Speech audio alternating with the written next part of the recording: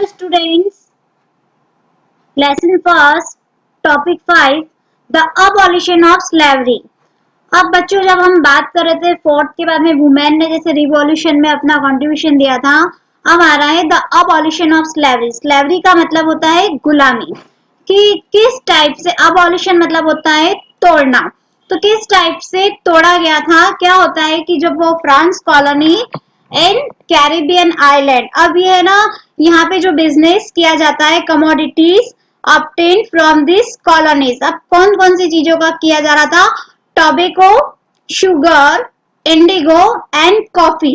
इन चारों का जो है ना बिजनेस होता था, जो एक कंट्री से दूसरी कंट्री में भेजा जा रहा था. और कौन से कैरिबियन आइलैंड, मार्टिनिक, ग्वाडेलॉप और सैन डोमिंगो. अब क्या होता है बच्चों कि जब ये व्यापार, जब ये ट्रेड हो रहा था, तो इसमें स्लेवरी मतलब कि कुछ स्लेव बने हुए थे, जैसे कि गुलामी अपन कह सकते हैं. जैसे फॉर एन एग्जाम्पल कि बहुत सी जगह जब बिजनेस की शुरुआत की जाती है तो अलग अलग जैसे सिटीज में उनकी ब्रांचेस होती है अलग अलग, जैसे चाहे बैंक की हो या है ना कोई भी बिजनेस की होती है. तो वो लोग क्या करते हैं कि जैसे बांसवाड़ा है, उदयपुर है, वो बताते हैं कि हमारी यहाँ पे सब जगह पे आपको इसकी एजेंसी, आपको माल वगैरह मिल जाएगा. तो ठीक वैसे ही जब ये बिजनेस चल रहा होता है टोबैको, शुगर, इंडिगो और कॉफी, तो उसमें क्या होता है द स्लेव ट्रायंगल. अब ये ट्रायंगल वर्ड यूज क्यों किया गया है, क्योंकि ये 3 कंट्रीज के द्वारा, यूरोप, अफ्रीका एंड अमेरिका, इन तीनों कंट्रीज के द्वारा आपस में जो है ना एक स्लेव चल रहा था बिजनेस को लेके, तो उन्हीं के लोग वहां पे रहते थे, उन्हीं के लोग वहां पे होते थे. The slave triangle. अब स्लेव है कि गुलामी. तो जैसे मैंने आपको बात करी कि हम लोग भी हमारा जैसे बिजनेस को प्रॉफिट देना हम बता देते पहले कि आप लोग यहाँ पे जाना और वहीं पे आपको मिल जाएगा. तो ठीक अब क्या हो रहा था यहाँ पे, जब इसकी शुरुआत करी गई थी तो स्लेव की लेबर की शॉर्टेज थी. क्यों, क्योंकि वो लोग जो है ना इनके लोग फिक्स थे कि ये लोग ही वहां पे वर्क कर रहे, तो लेबर की शॉर्टेज थी. स्लेव ट्रायंगल, जो ट्रायंगल बना हुआ था इन तीनों कंट्रीज का ही बना हुआ था. स्लेव ट्रांसपोर्ट, जो माल भी आता था वो भी है ना जैसे लॉन्ग जर्नी तक भी, मतलब काफी लंबे समय तक भी हो जाता था. ये लोग है ना ऐसा लगता था जैसे शिप में पैक हो गई. इसको मेरे स्लेव परचेज. अब जो खरीदते भी थे, जो इनके प्लांटेशन ऑनर्स थे, चाहे वो जहां पे भी वर्क कर रहे हैं वो लोग ही इसको खरीदते थे. इस टाइप से जो एक स्लेव ट्रायंगल बना हुआ था बिजनेस को लेके, तो ये क्या था, तो फर्स्ट में बात कर रही हूँ लेबर शॉर्टेज की. European workers unwilling to go to America to work on plantation. वृक्षारोपण पर जब वो ये लोग काम कर रहे होते हैं, तो इन्हीं के जितने भी अमेरिका में इनके जो वर्कर्स होते हैं वो लोग ही वहां पे रेडी होते हैं. कि मतलब एक शॉर्टेज थी कि जैसे 5 लोगों की एक बनी हुई है वर्कर्स की कमिटी, या इस टाइप से ही इनका एक फिक्स था. सेकेंड है slave triangle, a solution European trader sell from Europe to Africa buy slave.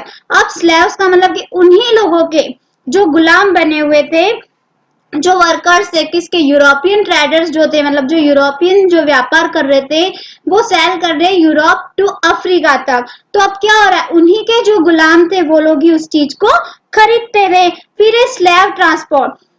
Slaves bought branded saccharine and crowdly packed in ships and brought in America 3-month long journey. अब क्या होता था, लंबे समय तक भी ये लोग एक ही उसमें शिप में और उसमें रहते थे, और क्या होता था, ऐसा लगता था जैसे वो लोग पैक है. तो जो उनके द्वारा जो खरीदे गए जो ब्रांडेड जो चीजें थी, या जिसको वो लोग हटा देते थे, या जो भीड़ वाले जो जहाज है जिसकी हम बात कर सकते हैं, वो पैक करके अमेरिका में लाया जाता था. इन लोगों को मतलब कि उनका ही जो स्लेव ट्रांसपोर्ट होता था उसी में उसको पैक करके लाया जाता, चाहे वो भीड़ भाड़ हो या जो भी हो, तो भी उसी में ही उनको पैक करके लाया जाता था.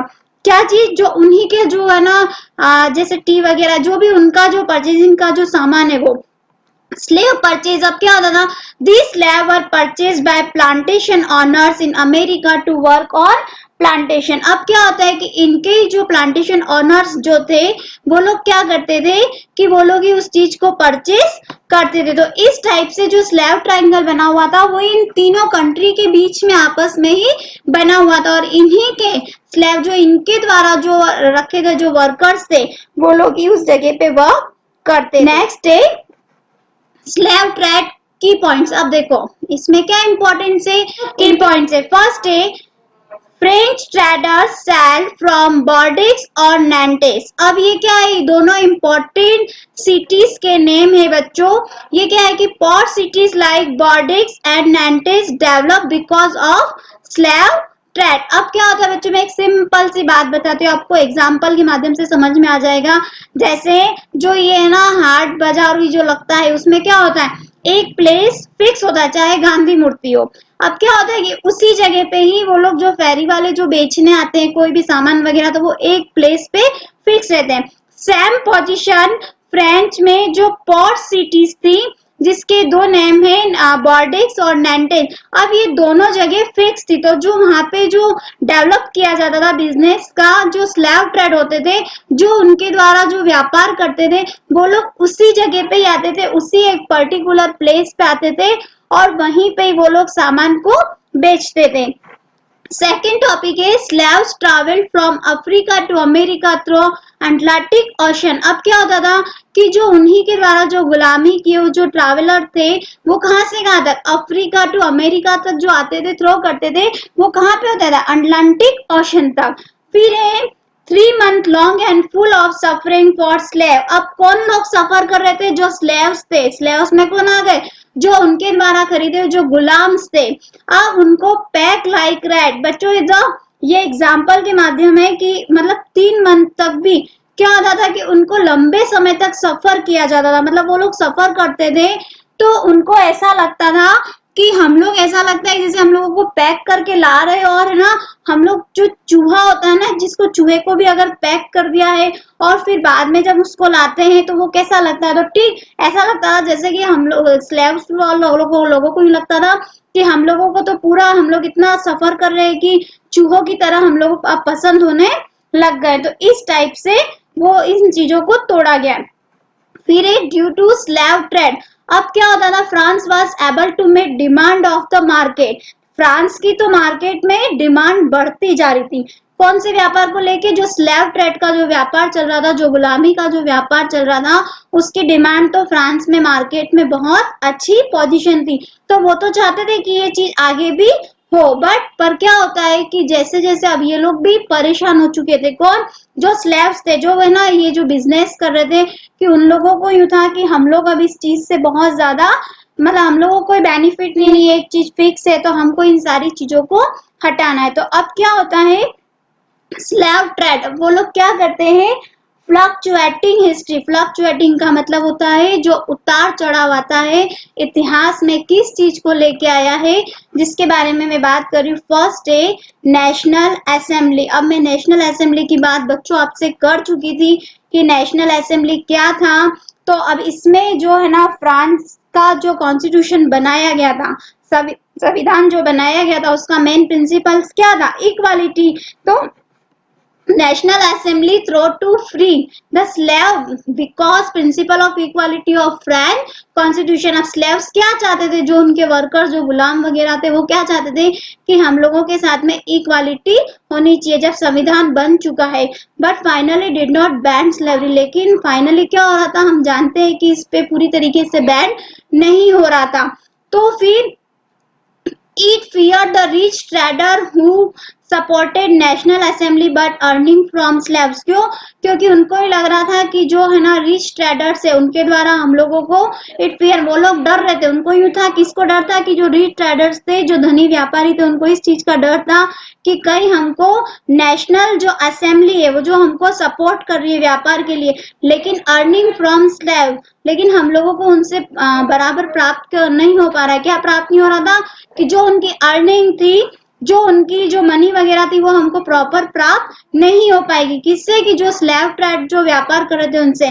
तो इससे क्या होता है कि कन्वेंशन। अब what is the meaning of convention, मैंने कन्वेंशन का मीनिंग भी आपको बताया था। इसका मतलब था रिपब्लिक। तो banned slavery in 1794 in the important lie कि 1794 में पूरी तरीके से जो स्लेवरी का जो बिजनेस चल रहा था उसको बैन कर दिया जाता है। क्यों बैन कर दिया जाता है? ताकि इससे क्या हो कि हर किसी को एक जैसा ही बेनिफिट मिल सके।